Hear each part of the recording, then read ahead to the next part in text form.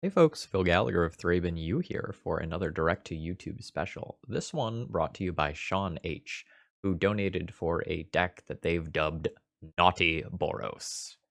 Okay, the naughty is coming from Stiflenought, and the Boros part, well, I'm guessing if you're here, you can figure that part out for yourself. All right, what's our concept?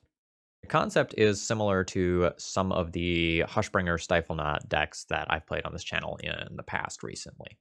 We want to turn off Phyrexian Dreadnought's ETB ability so that we can just have 1 mana 12/12s. But we're bringing an additional toy to class today.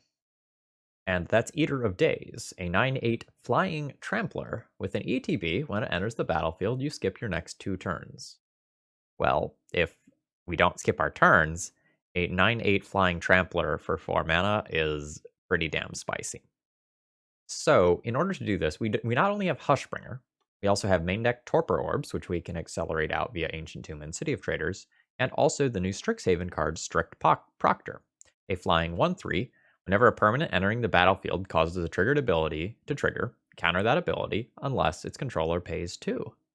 But Phil, why would we want that? This can help us keep City of Traders around, and it still also does the Phyrexian Dreadnought Eater of Days thing that we want to do. Now, Sean and I went back and forth a little bit about what exactly this deck list should look like. I am of the opinion that this should be a mono-white deck, that the red cards are unnecessary and put too much strain on the mana. And Sean basically said, yeah, but the name Naughty Boros is great, and I want to make Plateau great again. So we're going to stick with red-white. The talismans here are supposed to help us cast our red cards in Chandra, which I think is going to be pretty difficult to cast, especially since some of our red sources are actually Cavern of Souls based. So in addition to just this, like, I don't want to call it a Stiflenought shell because we don't have Stifle, but I'm going to call it a Stiflenought shell because what else are we going to call it? In addition to this, like, Stiflenought sort of shell, we have Chalice, Trinisphere, and Karn as the rest of the backbone, backed by these soul lands. I am definitely nervous about the mana base going into this league. We'll see how it feels. Sean said that he did some playtesting and some goldfishing, and it worked out more or less okay. The sideboard is mostly a Karn package, and you'll see that we get a couple of white artifacts that we can tutor for, an Aethersworn Canonist as anti-storm tech, and a Glass Casket as something that could answer an Uro that you could get off a Karn.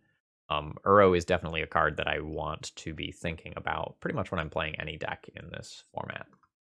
And one of the things that I mentioned when Sean sent me the initial draft of this list was that there was just like literally 0 removal in the 75. And so I like the addition of both Bone Crusher Giant in the main deck and Winds of Abandon in the sideboard as a way to have some removal that gets around Chalice of the Void. I've really had a lot of fun playing these Phyrexian Dreadnought style decks, so we'll see how this one goes. Before we get started here, I would really appreciate it if you would throw me a like if you're regularly watching my content or you're excited about this one. Let's battle. City of Traders. Torpor Orb. Lotus Petal. Phyrexian Dreadnought. GG. Keep.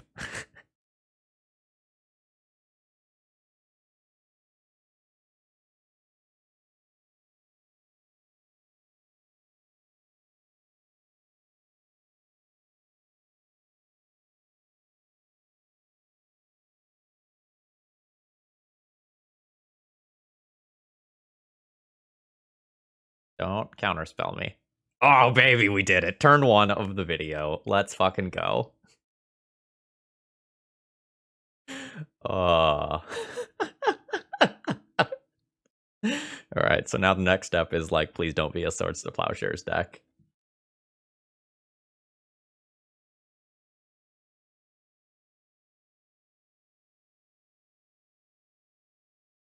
Eh? Is this the thought of concession? A lot of fair decks just don't beat a turn 1 12/12. Yes! Okay, I have received literal zero information about what my opponent is doing here. That probably means I just like run back the deck, and the deck list is absolutely perfect as is. Because we're playing online, we will do a quick search for my opponent. Lilo Goif. Let's see if they're known for playing any deck in particular. They have a 5-0 with Infect. And they have a 5-0 with the Grixis Ninjas deck from a while back. Let's not sideboard anything. It doesn't seem like they are specifically a deck specialist of any kind, so I don't think I want to, like, just sideboard in something when I'm not really sure what I want. So much of my sideboard is a Karn package anyway. If I do find that I'm playing against Infect, I'll probably want, like, Winds of Abandon, and that's it. This opening hand has too many lands. Let's ship this. What does this hand do? And produces a turn 2 Arn. That seems fine. I think I just throw back this land.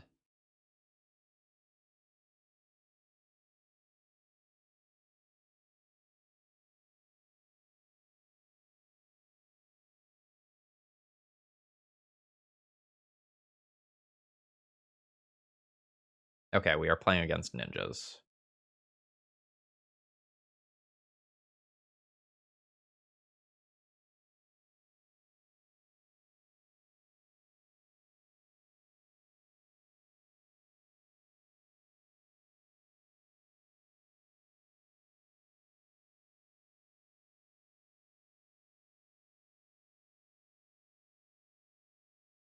Make a Hushbringer here. I have 4 mana next turn anyway.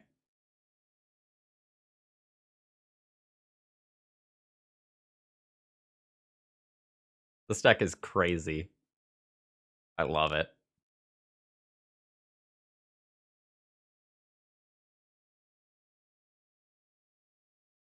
Also, is Eater of Days an artifact creature, or is it just a colorless creature? That's very important information that I don't currently know. Naughty Boros. It's an artifact creature. Man, we could have just put this in the sideboard to tutor for with Karn. Damn. Okay, Hushbringer got Force of Willed. That's fine.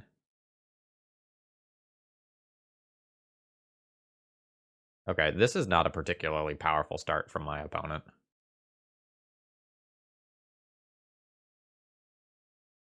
What do they pitch to Force of Will? A Ponder. Okay.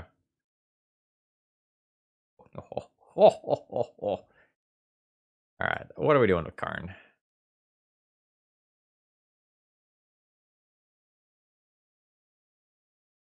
Karn finding Ensnaring Bridge is pretty good.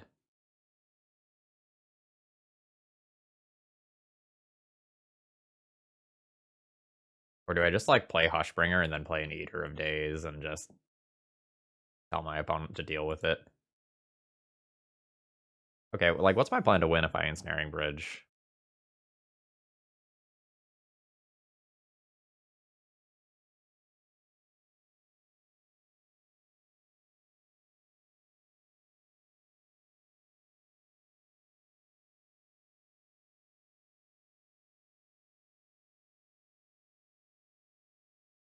I guess step 1 is see if my opponent has another force effect for this. It's unlikely.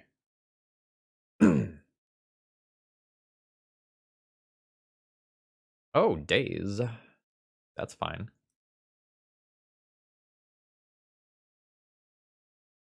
Not all of the ninja decks play Days, because there's a very real cost associated with playing Days in a ninja's deck. This is something we talked about on the podcast recently.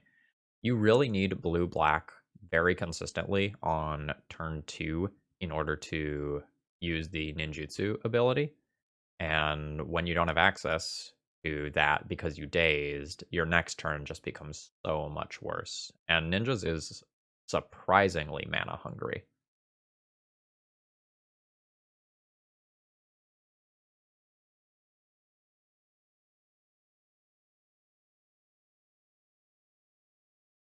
Yeah, so now that I'm sitting down and playing games, like, I'm wondering if the sideboard should have, like, one Torpor Orb and one Eater of Days. Just food for thought for the future. Um, this idea I think is super cool, and I see myself wanting to explore this idea further.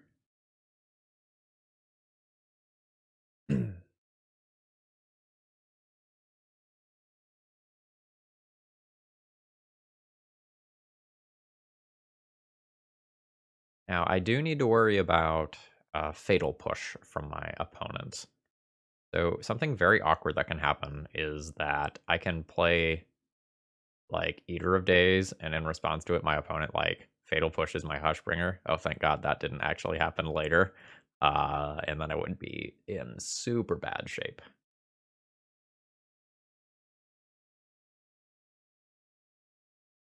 We've had 3 relevant pieces of interaction from my opponent so far.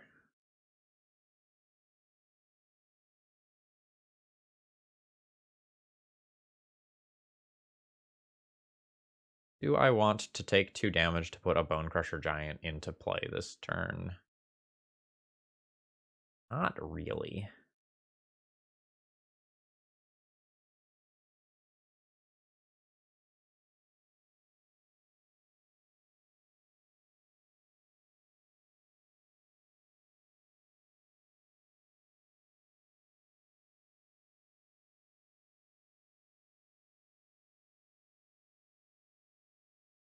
But maybe I need to, because like this is at least temporarily a dead card.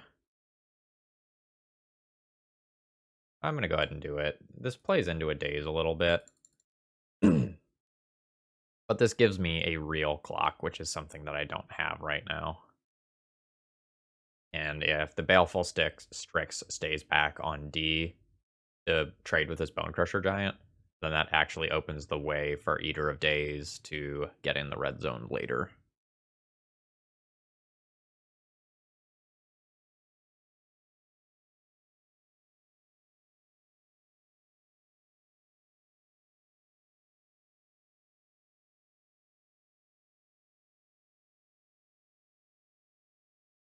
All right, now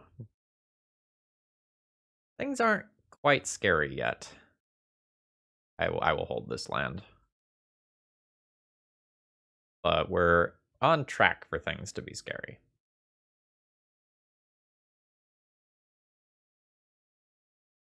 I don't actually. I think I have put Cavern on Leviathan before in Legacy. I was about to say I don't think I've ever done that, but I think that's a lie.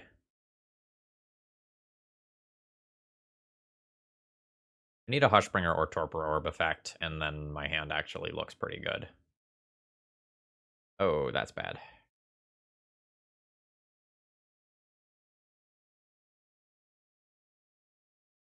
So I take 4 damage here going to 3, which means that if I just play the Eater of Days, I die to both creatures attacking in, let alone the extra turn thing.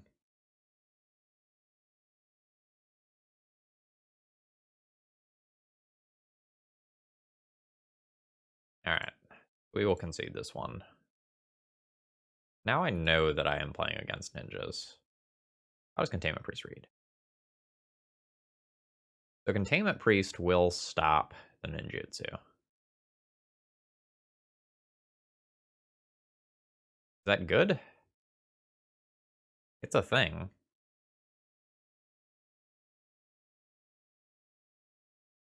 So, like, Chalice is okay versus my opponent. I don't think Trinisphere is super potent. I'm going to board that out. Like, I really just want to be playing, like, big haymakers versus my opponent, if at all possible. I think Containment Priest is a better lock card than Trinisphere. I think I will go ahead and board all of those in.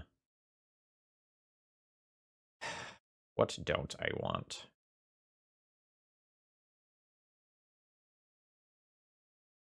Karn's a little slow versus this deck. But it is a, like, haymaker that has to be respected, and it can win the game on its own. That has value. Maybe I'll trim one Eater of Days because of Baleful Strix. And maybe I'll trim one red card. Because I think the mana's questionable. Maybe I trim both of those. Most of the time I see Chandra killing something and then immediately dying. I'll keep this in. Unless I board one out for the combo. There's also Winds of Abandon.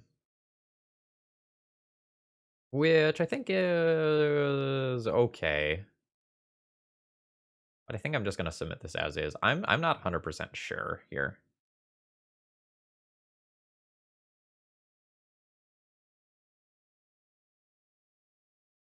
Well, I'm keeping this hand. I have to figure out how to play it.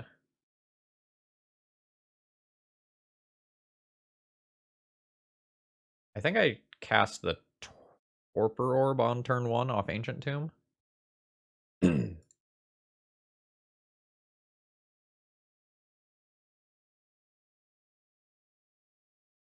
Nice.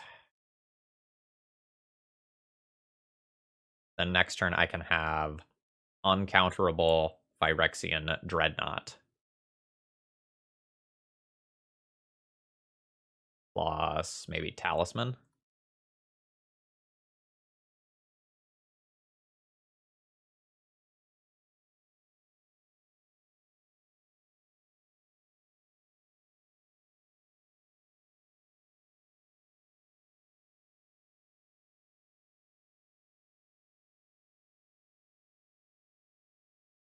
Yeah, Talisman's good here.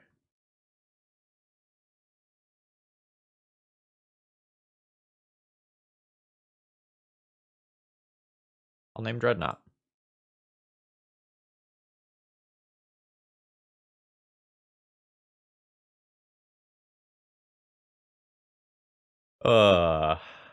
Beautiful.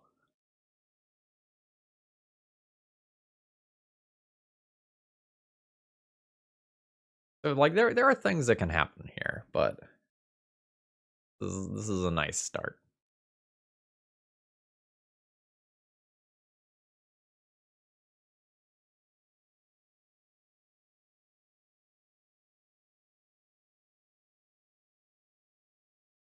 Hey, I don't get to block.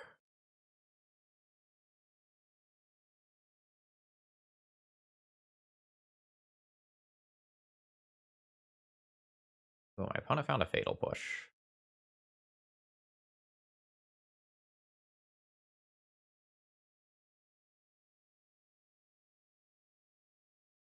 Yuriko notably has 3 toughness, so I can't kill it with Bone Crusher Giant.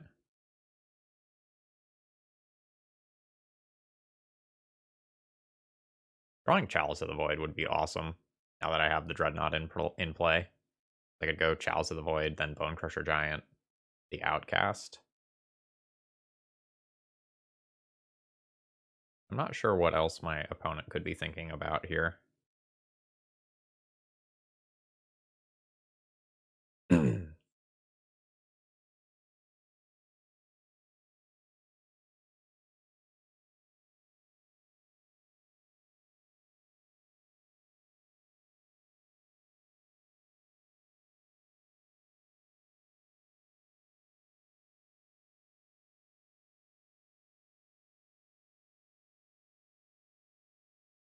The other thing I can do is just play, like, Eater of Days around Days.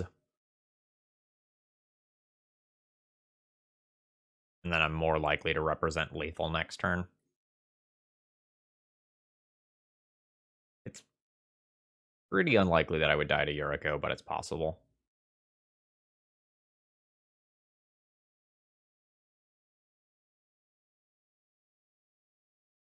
Since I know that my opponent has the Fatal Push, this line might be great.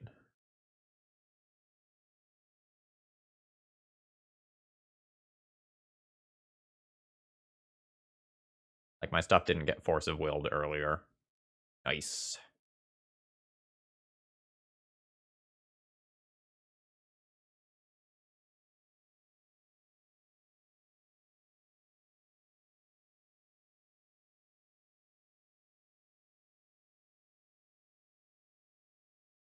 So what could theoretically beat me? Fetch into Fatal Push Eater of Days. Swing in, hit me for 2, put me to 8, and then hit like Force of Will plus like an Ingenious Infiltrator or something. That's the sort of line that could theoretically beat me. I guess also like double Fatal Push could be rough.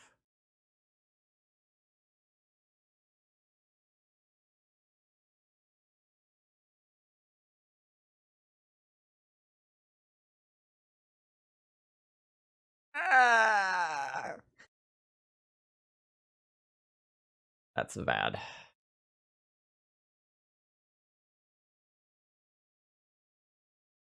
Force of Will and Brainstorm. Uh-oh.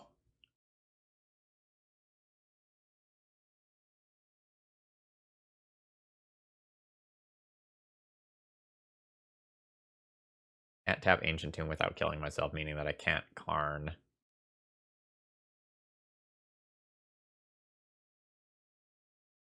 Yeah, I think I just come up just short this time. Let's go out like this. What a match. Okay, we are playing against Veil of Bummer, which is an awesome username. I have to figure out how I'm going to play this hand.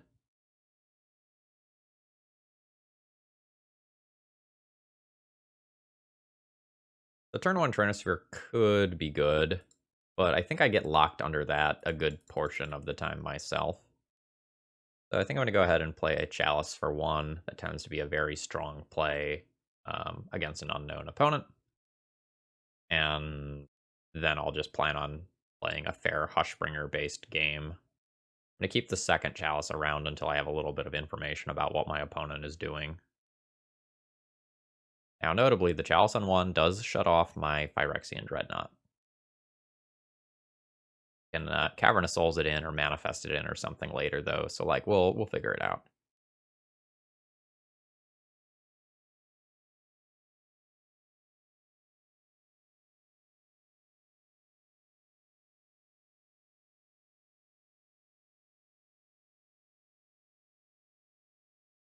Chronosphere?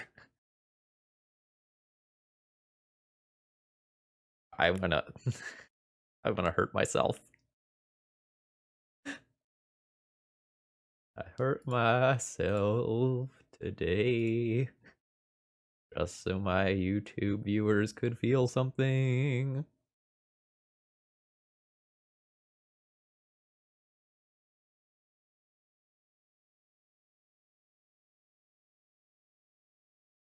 I have been told you only need 1 point of life to win.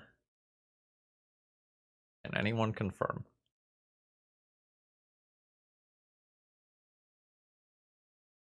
Now, if we're just like playing against curses, I did 6 points of damage to myself here for like nothing.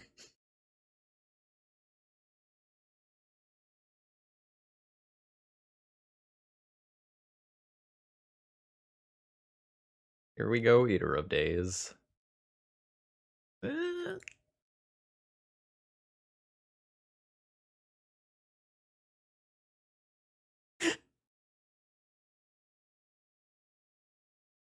This league is great.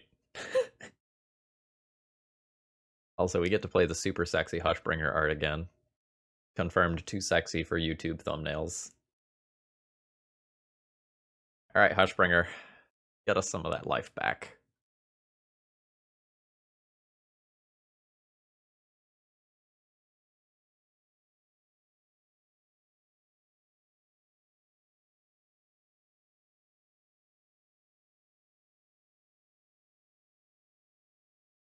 I have just produced a 2-turn clock after playing Chalice on 1 and Trinosphere.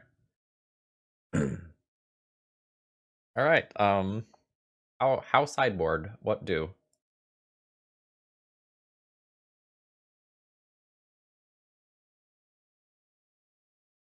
I think this is another one of those rounds where we just like kill our opponent too quickly and we don't figure out what they're doing. I mean, first world problems, I guess. Alright, Veil of Bummer. Are you known for playing anything? The Epic Storm. A 7-1 finish very recently. Oh wait, no, that was last year. Alright, so maybe they're not necessarily on TES, but let's assume they're playing a combo deck. Bone Crusher Giant becomes a little bit worse most of the time. Let's board this in to just have another way of cheating in my fatties and finishing the game. Let's board the Canis in, because if I stick a Karn, it shutting off artifacts is really good anyway. And keep one Bone Crusher Giant, because I think we don't have more cards.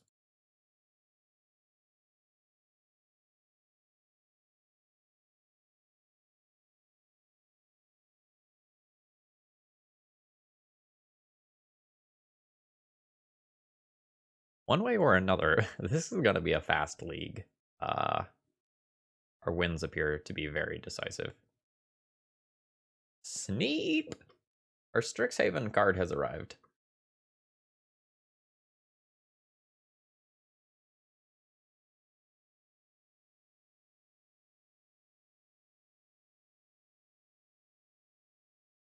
So this is turn 1 Chalice on 1. I hope. The things get a little weird here. Okay, unmask, pitching animate dead.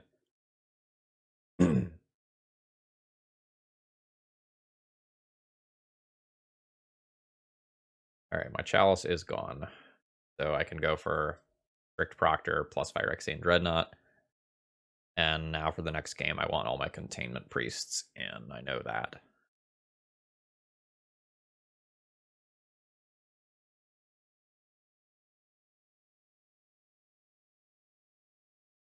Well, I mean, I'm just going to make a 12/12 on turn 1. I guess that's fine.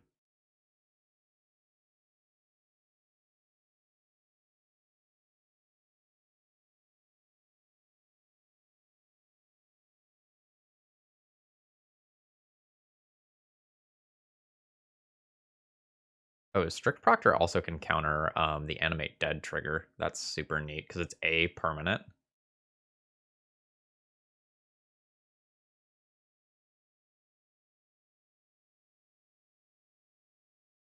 Oh, baby.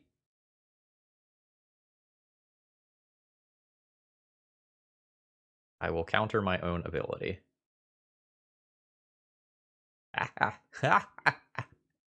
This is great.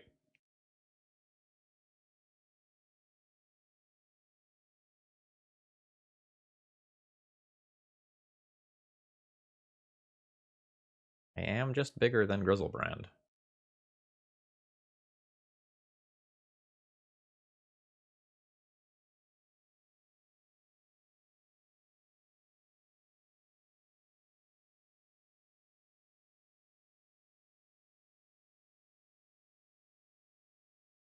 Please play Animate Dead. Oh, now they can pay for it. Womp womp.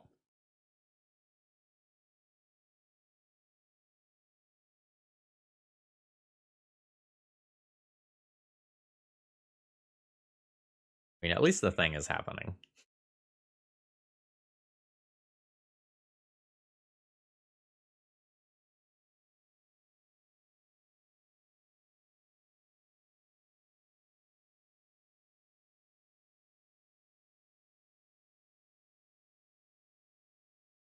You would like to put your life total to 12, you say? To 12. Uh-oh. Like, Ashen Rider is one of your outs to Phyrexian Dreadnought, and that has an ETB ability that you would need to pay 2 for? I don't know. I don't know about that, Veil of Bummer. Like, if it works out for you, cool, but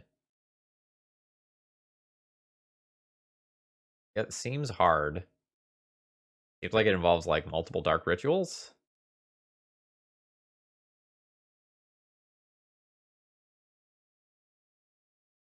Okay.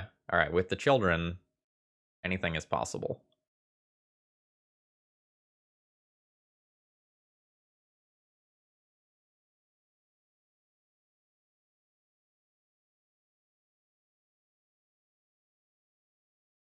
Going deep.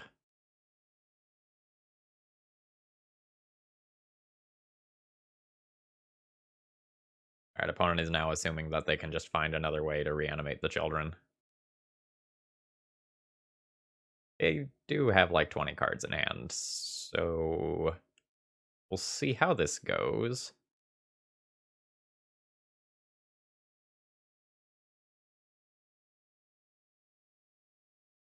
Alright, Animate Dead is now live again.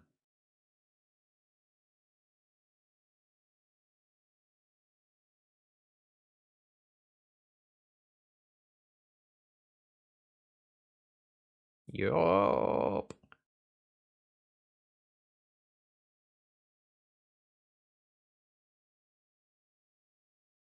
So now I just assume I die to a Tendrils if the Tendrils is still in the deck.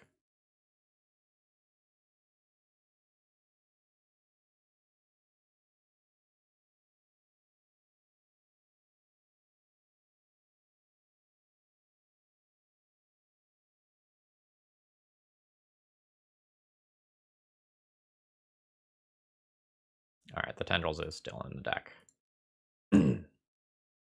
Alright, let's get some Containment Priests in here. Alright. 2 Tormod's Crypt in. 4 Containment Priest in.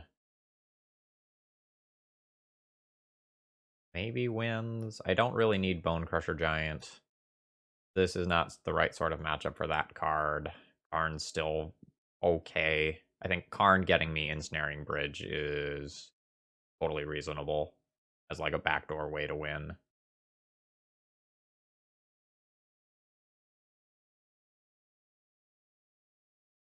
And board this Scroll of Fate back out, I think. And maybe more generally just trim on another one of those.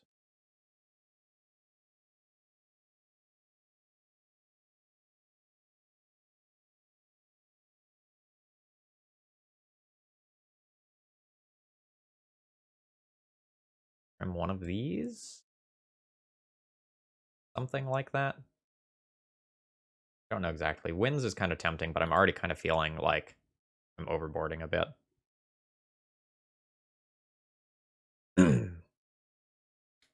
I'm gonna be keeping this hand.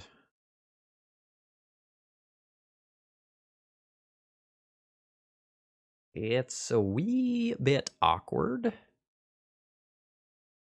in that I want to play a Chalice on one, and I also want to do Phyrexian Dreadnought shenanigans. But hopefully Cavernous Souls means that I don't need to worry too much about that. I think this is a game where I'm hoping to put a Chalice on 1 and a Chalice on 2 and just lock my opponent out of the game in that capacity. I'm not 100% sure.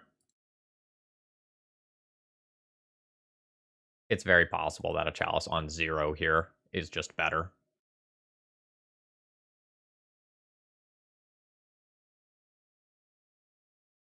Let's do that. It makes the Trinosphere squeeze tighter next turn.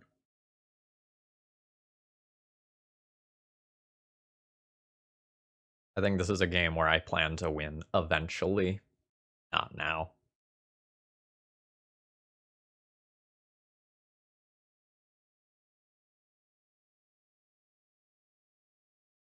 Spirit Cleric.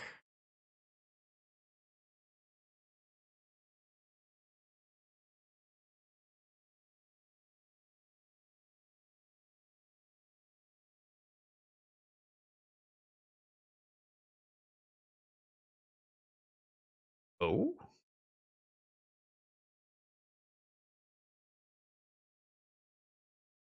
The the Chalice, though?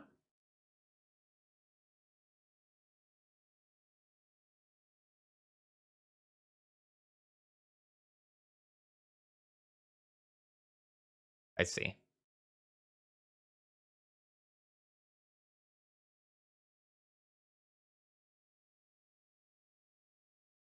Well, after Crash, Trinisphere looks real hot as a follow-up. Alright, yeah, so my opponent kept a Reverent Silence, expecting Leyline of the Void. Damn it. Alright.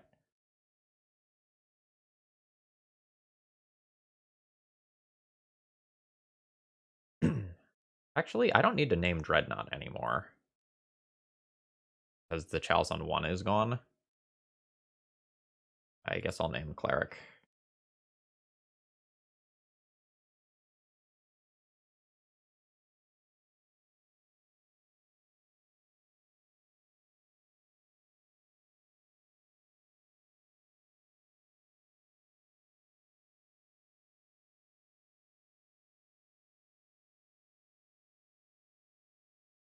The punish will be me drawing Containment Priest. Wait, is Containment Priest a human cleric, actually? Might be. Gus! Gus! That's dope.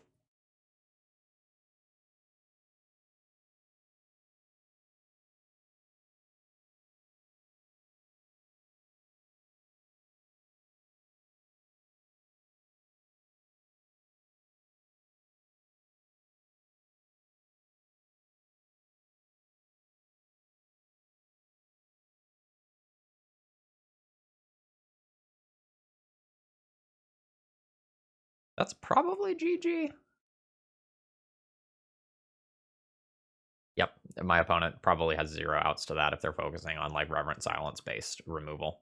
Alright, awesome. So this mountain that's in my hand right now. This were a white producing land. We have just a banger of a hand. Unfortunately, that is not the case, and I think I need to mulligan this one.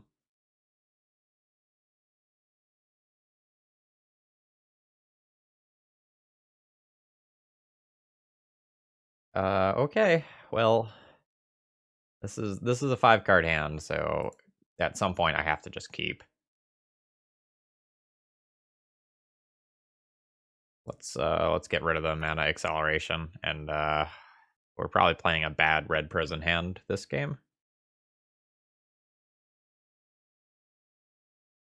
I really need this Chalice to resolve. If this is either Blue Red Delver or Grixis Delver or Rogue Delver or Sneak and Show, I don't have a whole lot of game unless this Chalice resolves. At least with resources currently available to me. But we can get a second shot.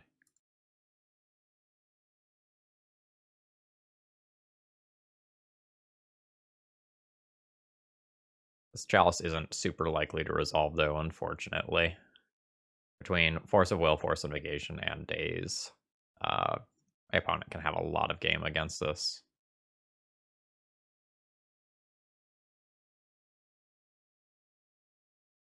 Alright. So the dream is that opponent does not play a threat on their turn, and also does not wasteland me. And then I get to play a second Chalice around a Daze. Shit. Alright.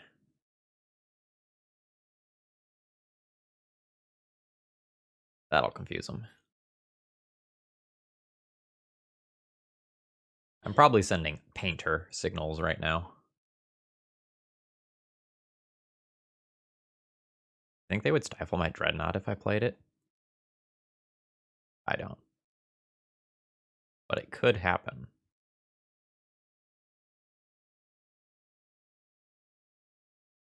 I'm so dead. Okay, I do not think my opponent should have played Misty Rainforest prior to that Ponder. I think they should have pondered, and if they found a wasteland, they keep it and fire it off on my plateau. Like, they know that I'm missing land drops. It's so valuable to take me off of mana right now.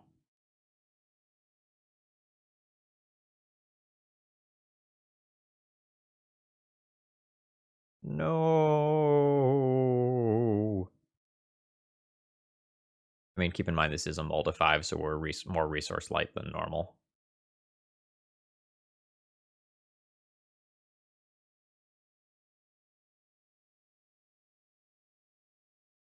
game is still very salvageable. Not like this, though.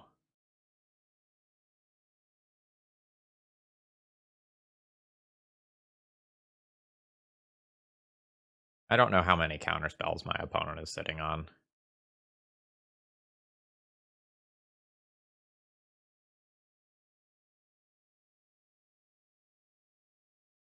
So my opponent did not flip Delver, but wanted the top card of their library, which makes me think they found another creature.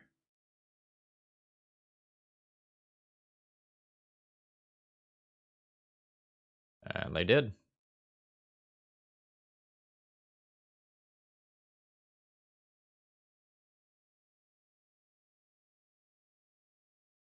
We concede?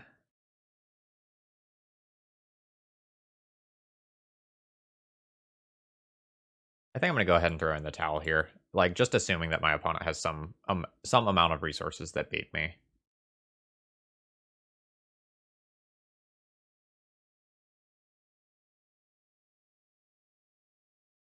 Let's board in a couple of removal spells.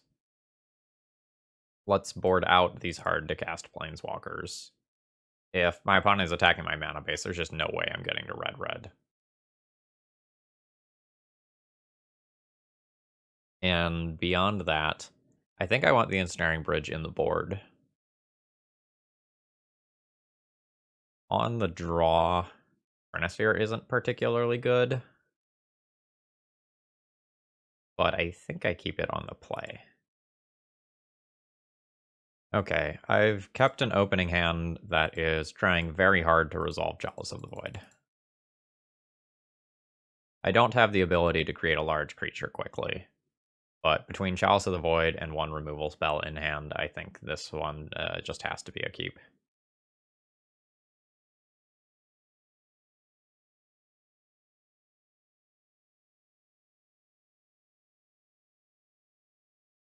Alright. So I think I'm running back the plan.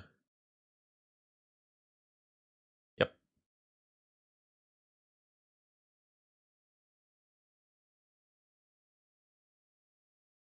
Now I can play Scroll of Fate next turn, put an Eater of Days under it, and then go from there. I can manifest and turn it up for its mana cost.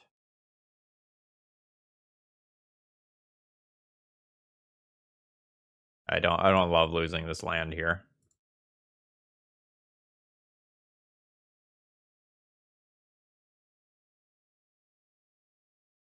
It means that I'm actually pretty far away from manifesting the Eater of Days and turning it into a creature.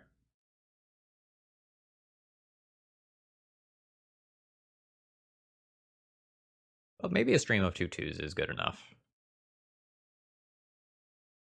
Opponent plays Tarmogoyf. Oh, maybe not.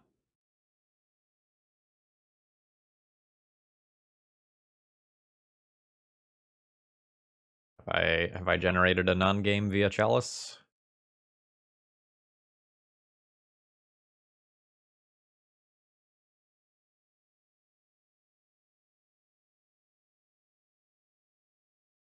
Petty theft targeting the scroll. Alright, well. I'll flip a creature into play.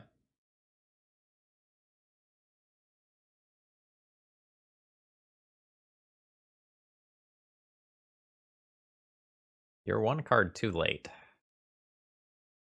But hopefully I can make you good again.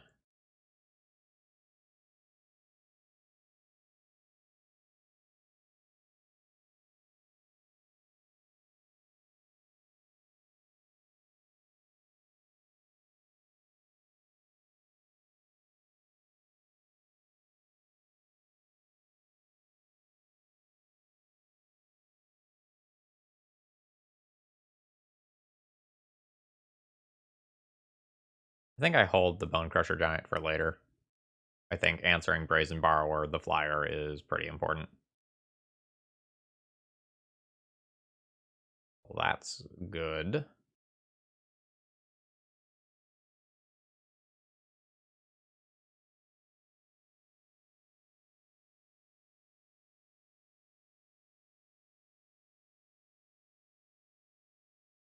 I have an answer to this now.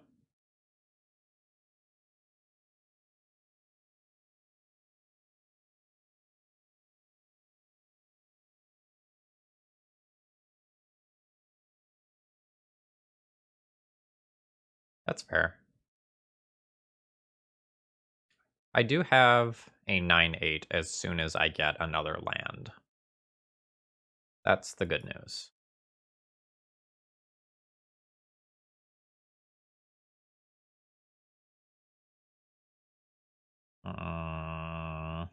Now it has to be a soul land for me to just immediately flip it.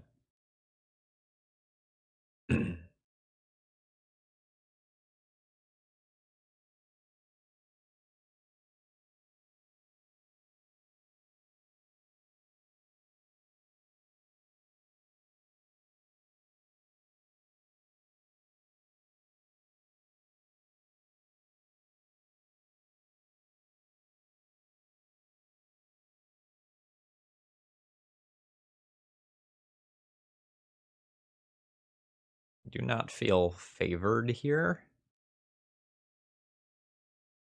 but I also don't feel like I'm under crushing pressure. Like, since I have an out to the Brazen Borrower, things are okay. It gets scary if my opponent can just play another large creature.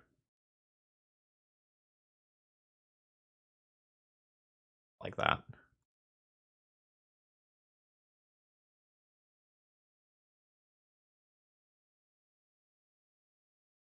Yeah.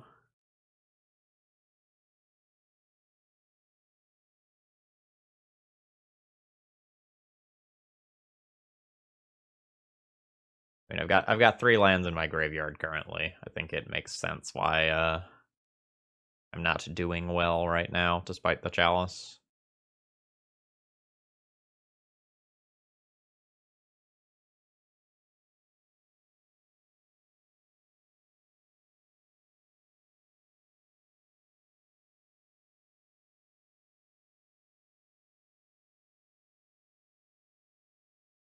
I'll try to remain patient on this Bone Crusher Giant.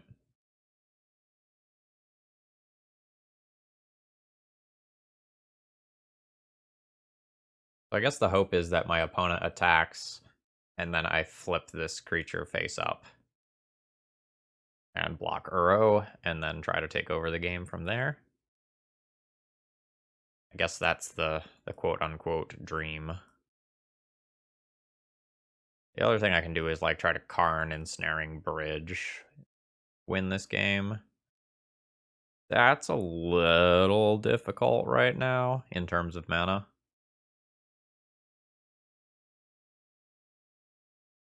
But it's not unimaginable.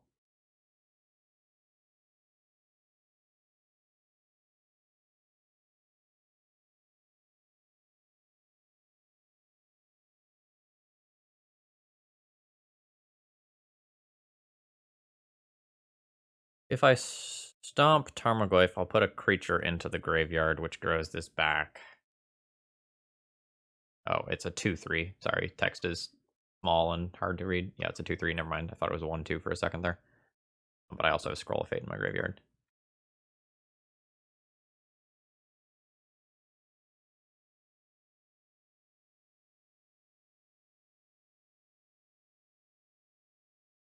Oh, I have very few outs to that wasteland. Yep.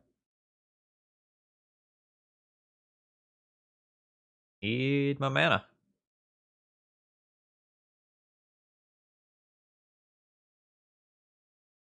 Think I can comfortably throw in the towel there. GG's. Okay, so this game tests how willing to YOLO I am. I can go Cavern, Lotus Petal, Torpor Orb, and then have turn 2 uncounterable Phyrexian Dreadnought. The hand gets a lot better by drawing any mana source. Quick back of the napkin math here. How many mana sources am I talking? I have 2 in hand. So I have 18, 19, 20, 21 mana sources. A little less than half the time I draw a mana source on my first draw. Yeah, I think I'll keep this. It has so much potential.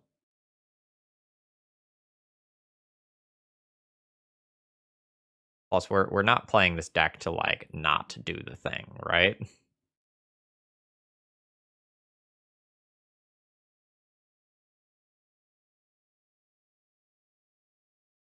Wasteland's real good here.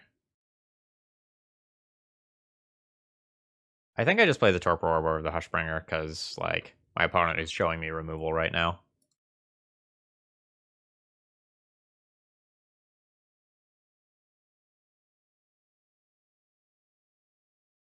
If my opponent is a Merit Lodge deck, then there is some merit in just playing out the Hushbringer. Because I can go to 21 life.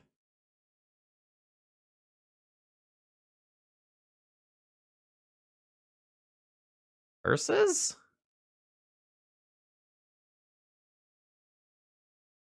Hmm.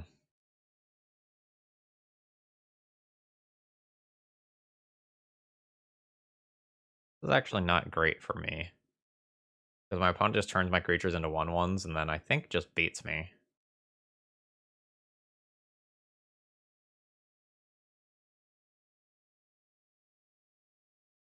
Yeah, that's rough. This Chalice also doesn't really do anything. I guess I'll play it for 0. Opponent's already used a Dark Ritual and there aren't many 1-drops in their deck.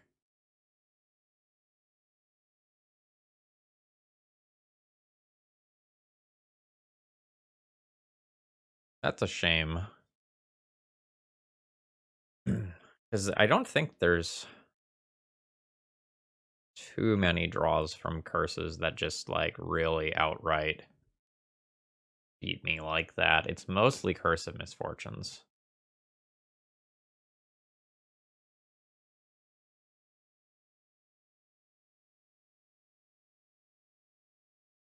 Do I have any outs to the other curse hitting play? Not really, because I can't activate the Planeswalkers. Can't activate Scroll of Fate. Isn't even an active mana, so I can't play Eater of Days. Yeah, I'm gonna make them show me the other curse, but then I'm donezo. That's super unfortunate. I guess if the other one's in their hand, like, I just lose to that as well. Well, I guess that one just beats me too. Alright, next game.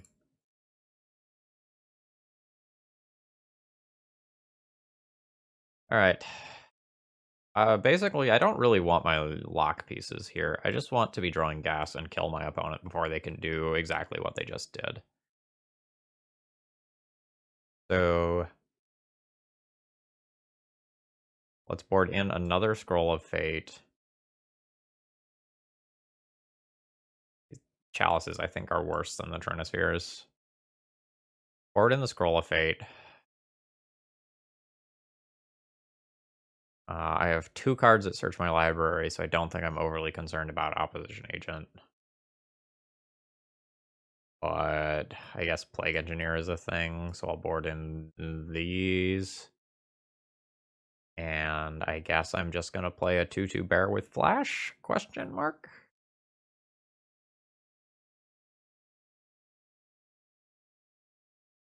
Yeah, I don't feel like I'm overly prepared for this matchup. Mountain. Mountain is so bad here. That said, I think I keep this hand. It just makes a turn 2 Karn. And maybe in some worlds I just have a turn 3 win off of Lycosynth Lattice if I draw a Soul Land or a Lotus Petal.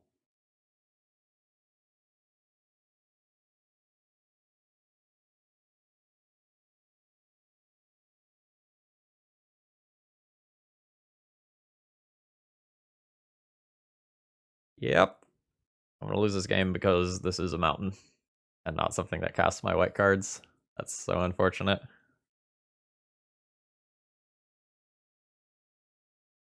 Because, like, I lose Karn here, but if this was a white source, I could still have a 12/12. Or, like, I could lose the 12/12, but I'd still have Karn.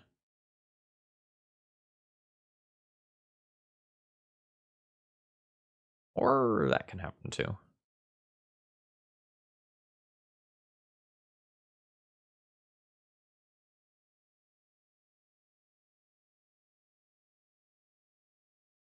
There's also not a basic plains in this deck, is there?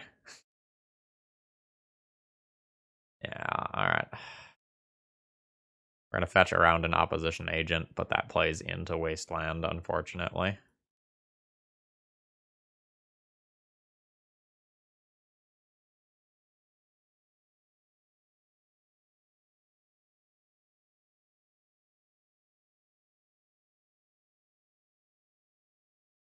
I'm not gonna play that.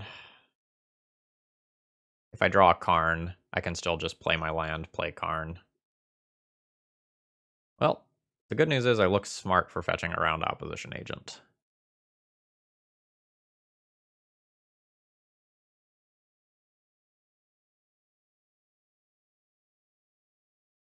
Bad news is this requires white-white to overload.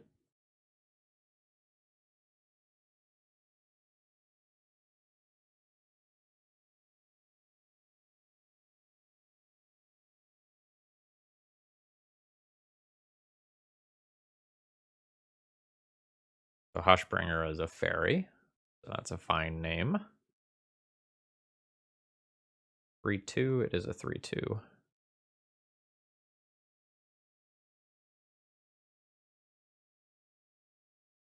I think I care about the death-touching side of this more than anything else.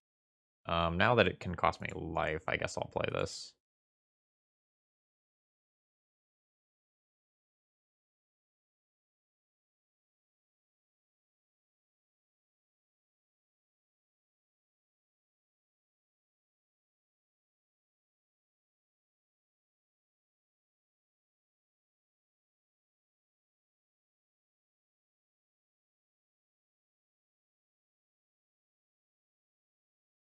So this is not exactly curses. There's more discard here than what curses normally plays.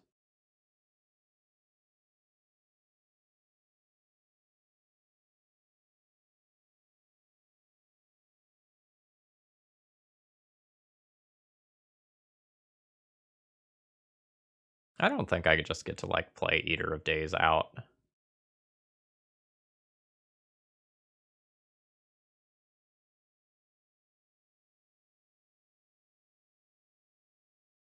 Opponent didn't want to trade. Let's turn off auto yields. So since they don't want to trade, I'll go ahead and attack.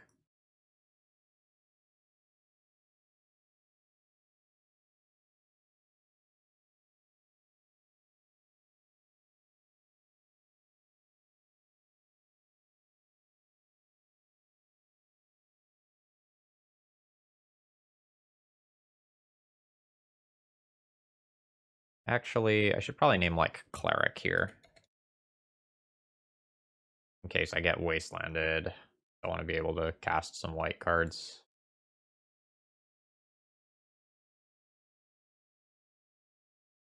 I don't really expect Chalice of the Void to be in my opponent's deck in the post-sideboard games, like, given what I've seen here.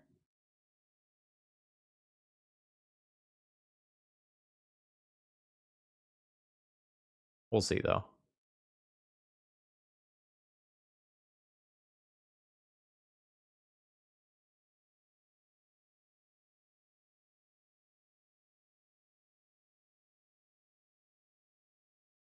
I guess I don't play this land, because if I get him to Turok, well, I guess by that logic, I should have kept the Lotus Petal as well.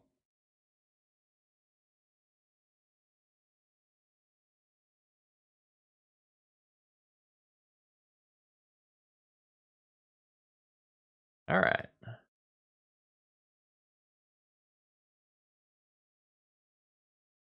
I wonder if I'm just going to skip my next 2 turns.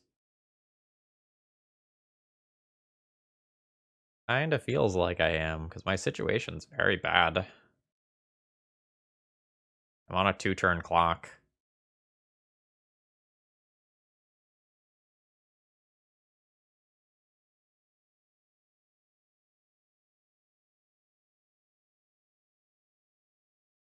YOLO!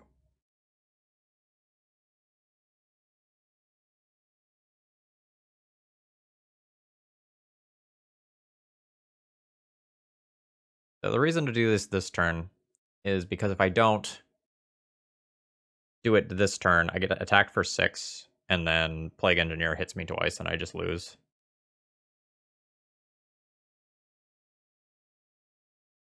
All right, I don't beat that card. My deck is just incapable of answering that. Let's see. Ancient Tomb, Lotus Petal, white, colorless, 1 floating, Strict Proctor, Phyrexian Dreadnought, turn 1, 12/12. Let's go.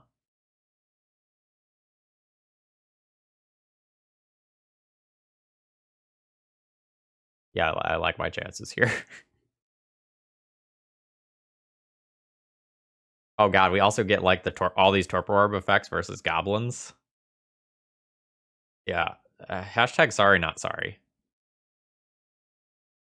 An uncastable red card. Just saying. Just saying.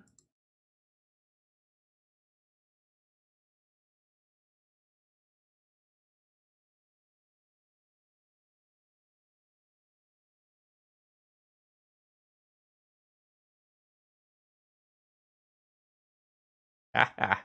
Ha ha ha. Nice.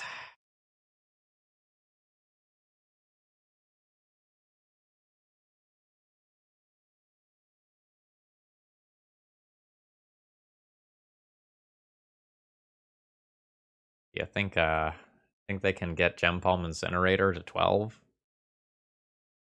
I don't think so.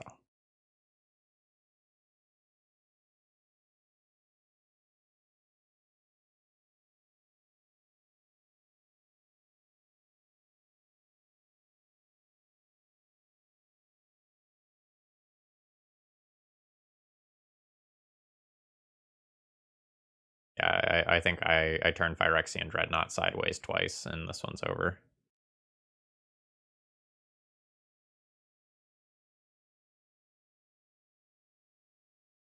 We're not gonna attack with Strict Proctor. I want to hold that back. We don't want to invite, the Muxus evil onto the world. We do, however, want to make a big.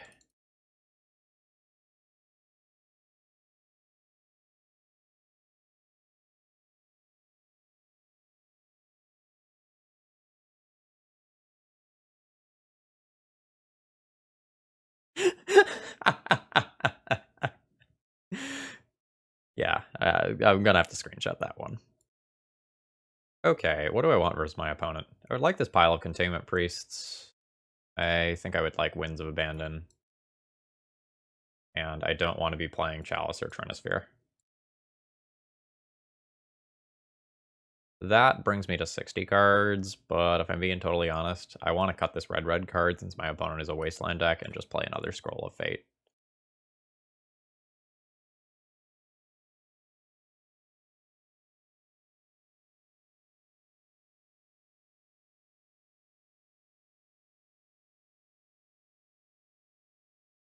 So we've got a couple of different ways that I think we can beat goblins quickly. Does this hand do anything? I don't think this hand does anything. Yeah, I'm gonna mulligan this one.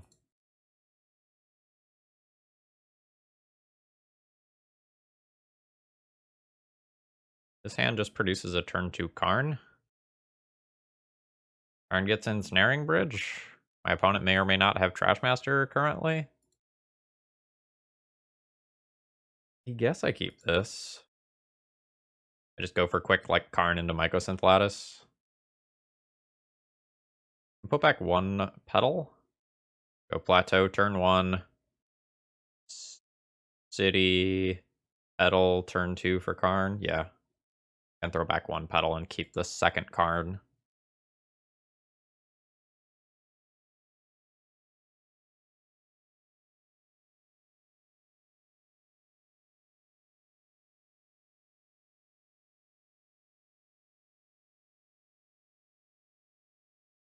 Strict Proctor would be a great draw because of these City of Traders. What's that? Oh, I guess I could have kept the other Petal and just done turn 1 Karn. I was thinking maybe a little bit too much there. Alright.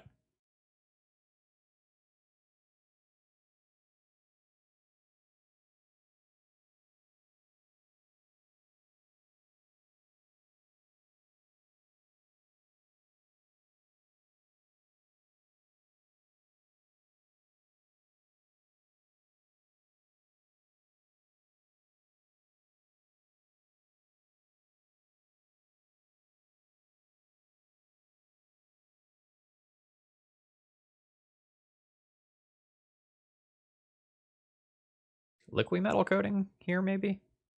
Oh, I can also just get LED.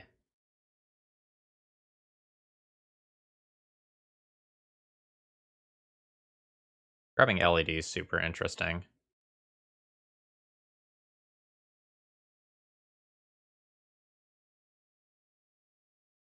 For setting up like either ensnaring bridge or mycosynth lattice.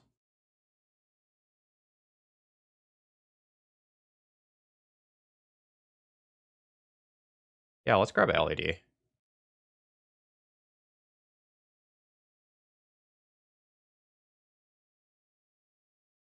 Going for the liquid metal coating lockout is a little bit less good when my opponent has Strict Prospector on the board.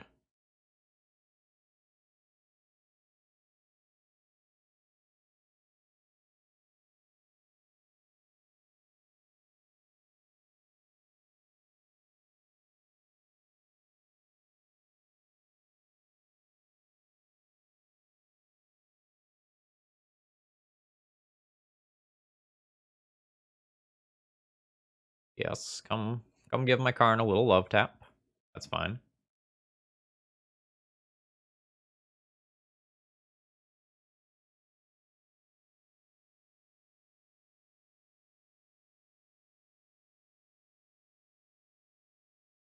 Sure.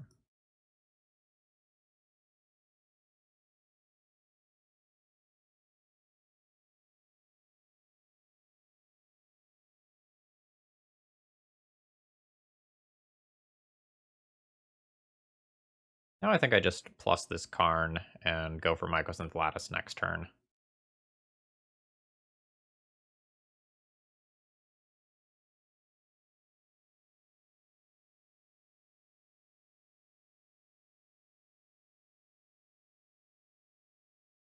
If my opponent dedicates a bunch of resources towards beating this Karn,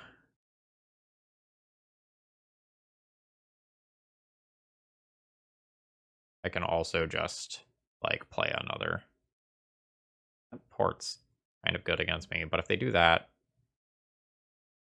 they're not really advancing their own board.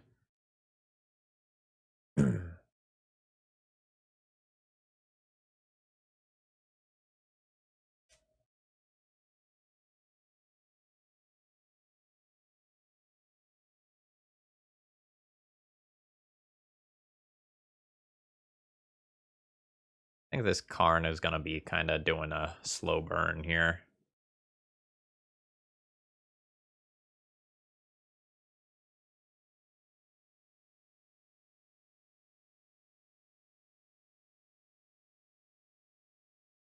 Sure.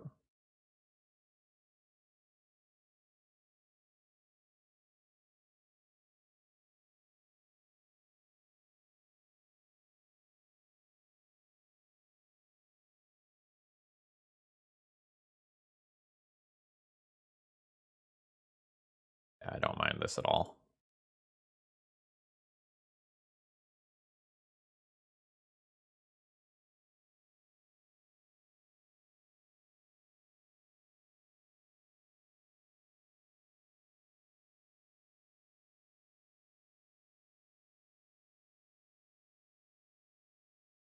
So now I'm much better against things like Goblin Matron than previously.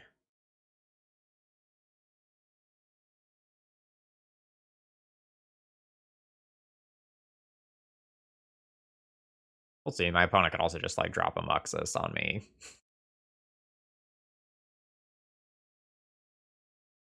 It'd be a little hard to do this turn. Pyrexene Tower, maybe? Log War Marshal? No, that would... Well, Log War Marshal would be +1 mana, but yeah. I don't know. We'll see where this goes.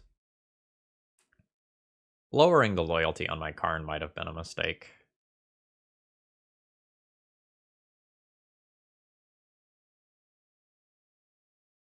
I will counter it.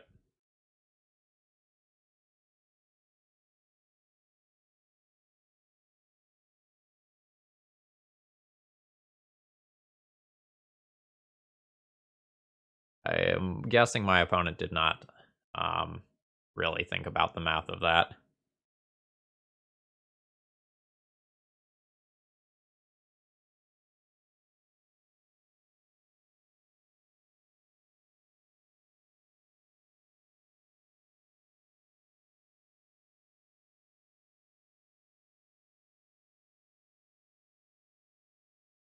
Oh, this is also going to be good against like Goblin Ringleaders, right? That's an ETB, not a cast. Yeah. Oh, Pyrokinesis. Timing on that was not ideal then.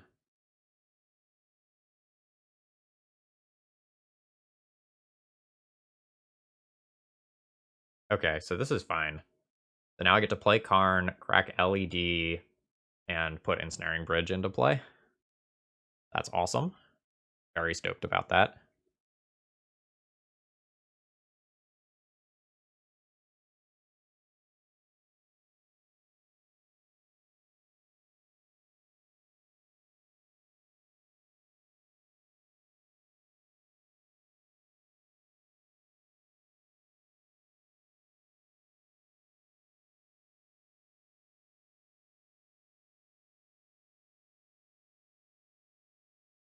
Nice, nice.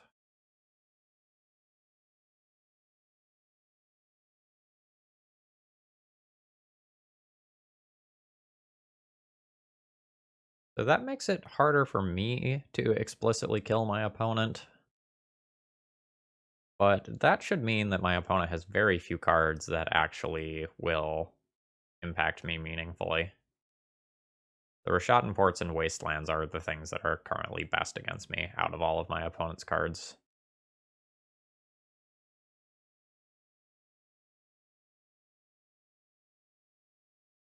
Oh, they naturally had Trash Master. That's super unfortunate.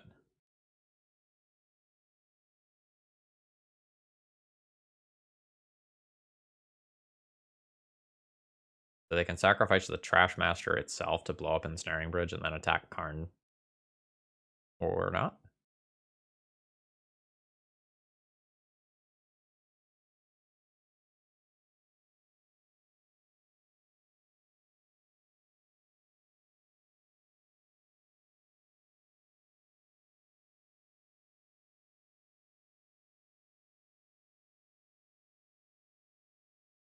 I'll have a little surprise Containment Priest for my opponent.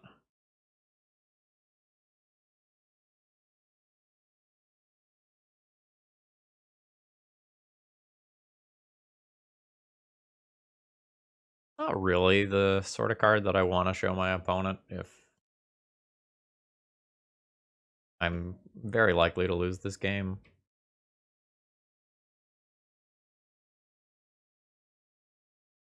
Oh, nice. They did not attack both on Karn, which means I can ambush Skirk Prospector and keep my Karn alive.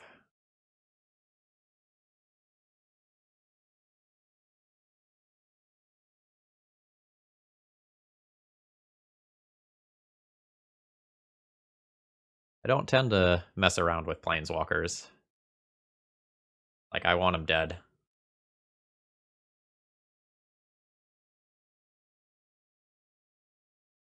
Alright, I have 4 mana available to me.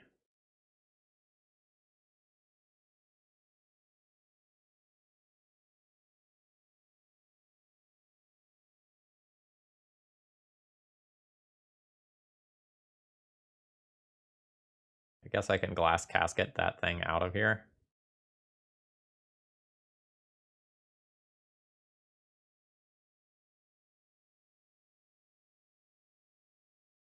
Alright, that's not really what I want to be doing, but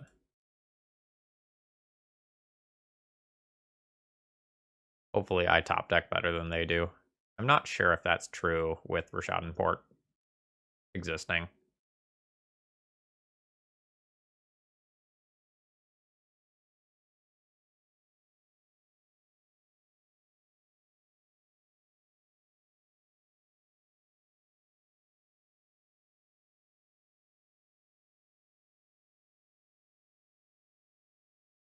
Oh shit, mana value 3 or less.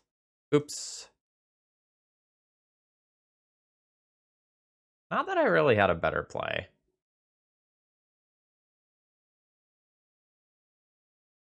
Alright. That makes the Glass Casket significantly less good. Alright, that's fine. That's on me for not knowing what this card, the full text of this card.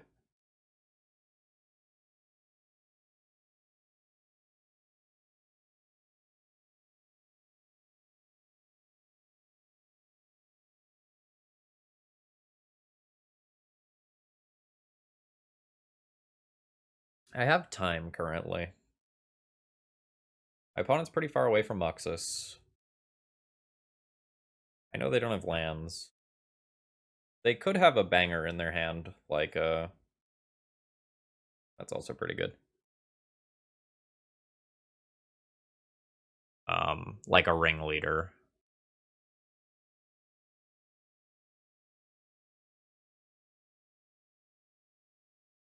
Don't have a lot of time.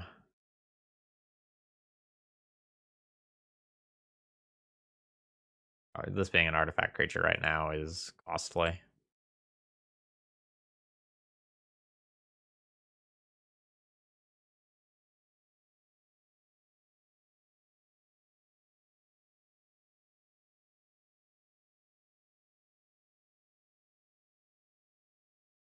They can also get this back later by destroying the glass casket.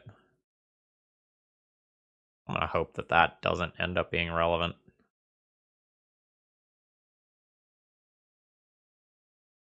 Not that I think I have much say in much of anything if it is relevant. Oh, yeah. That's an example of it being relevant. Now my opponent sacrifices Mog War Marshal, destroys Glass Casket.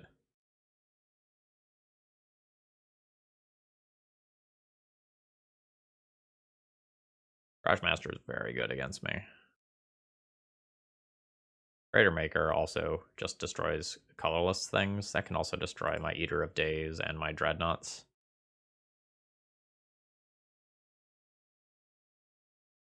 3, 6, 7, 8, 9, 10 damage. GG.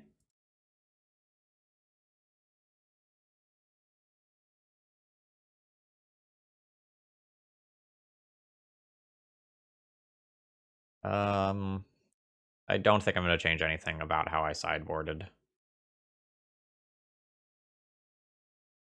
I don't have, say, like Sorcerer Spyglass to fight against some of the stuff on the other side of the battlefield. This doesn't have enough mana. Easy mulligan. This doesn't have enough mana. Easy mulligan. Don't let me go out of this league like this. I will be super sad if I just mull into Oblivion and die.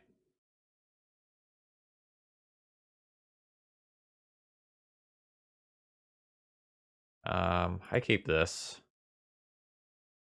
Arn goes back. Bone Crusher Giant goes back.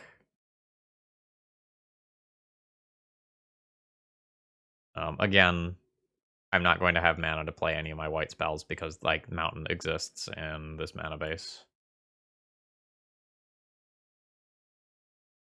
This is a damn good mull to 5, though. Like, I will be producing 2 12/12s.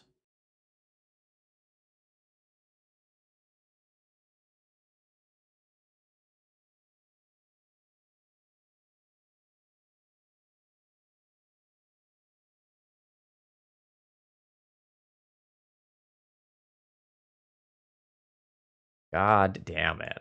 It is so relevant that this is not a white producing land.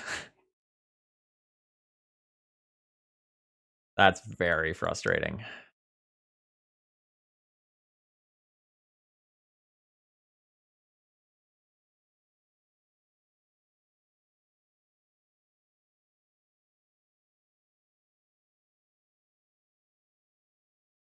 Turn it face up at any time for its mana cost if it's a creature. Okay.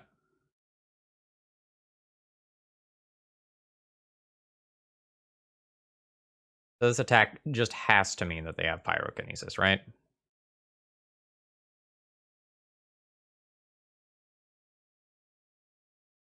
It just has to mean they have Pyrokinesis. So I'm just going to put in Containment Priest rather than Phyrexian Dreadnought.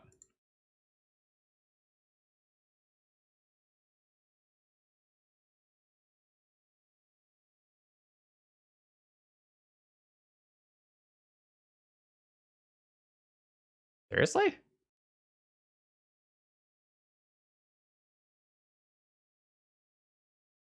Seriously.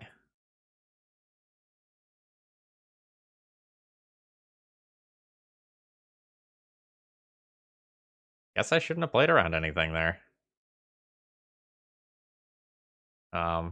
That's weird.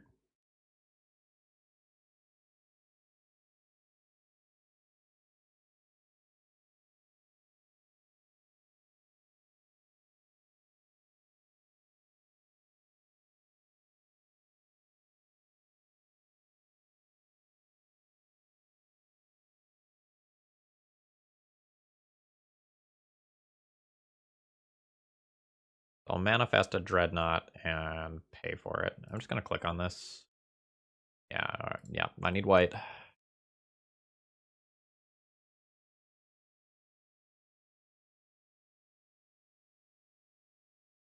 I want to attack?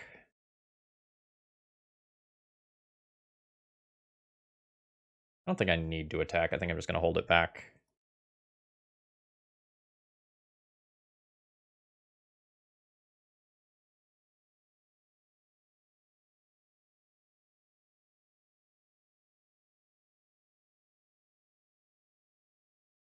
This is gonna be a game that ends via 2 Phyrexian Dreadnought connections.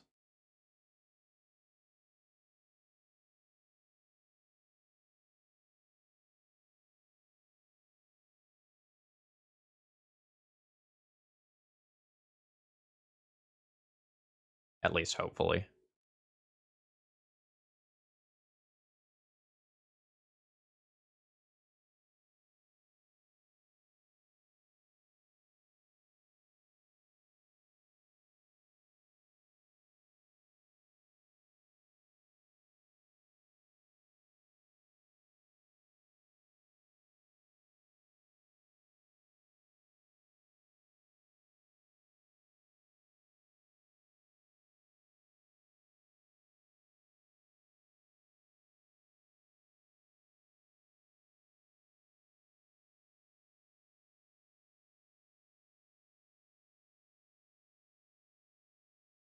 I think they're gonna get a little weird here.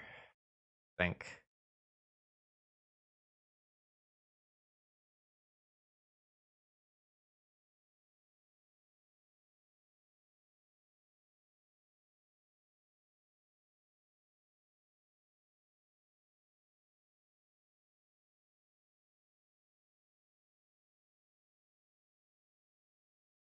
Non-token creature. I can still... Well, do manifest things count as tokens? No, they're not tokens. A non-token creature would enter the battlefield and look at exile instead. So this isn't actually great for me under exact current circumstances.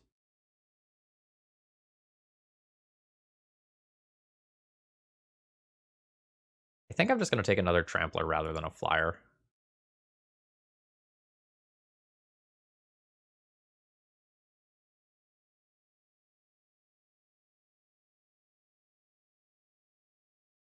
I think I will go ahead and turn this face up now.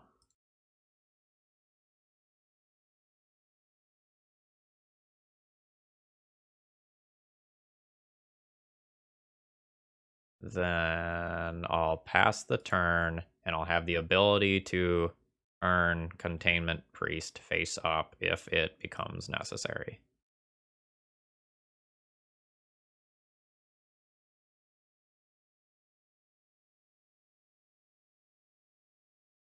Weird game.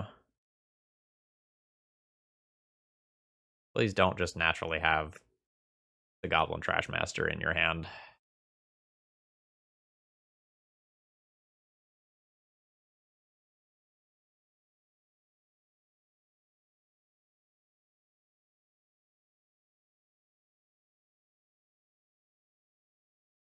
Yeah, that's fine.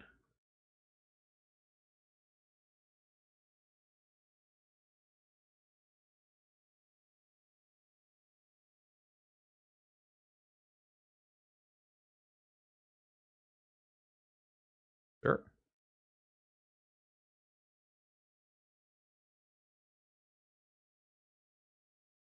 All right. We get some of the play points back. All right. Overall thoughts on the deck. This was really fun.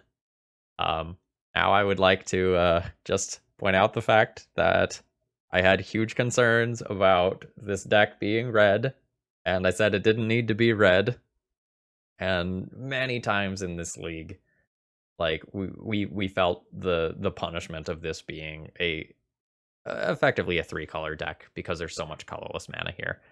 I love the general idea that's here, but the red cards have no business being in the deck. And I think honestly the donor knows that too, but like wants to keep playing with the overall idea. I had a lot of other directions to take this deck in mind that I shared with the donor. So I think the deck should be mono white. So some of the questions I had were like, is this better in a Hate Bears shell rather than in like a Chalice of the Void shell? Do you play a bunch of like Givers, Mothers, Thalias, Spirit of the Labyrinth, that sort of stuff, and have sort of a prisony game plan on that axis while having like access to this sick like oops I win combo?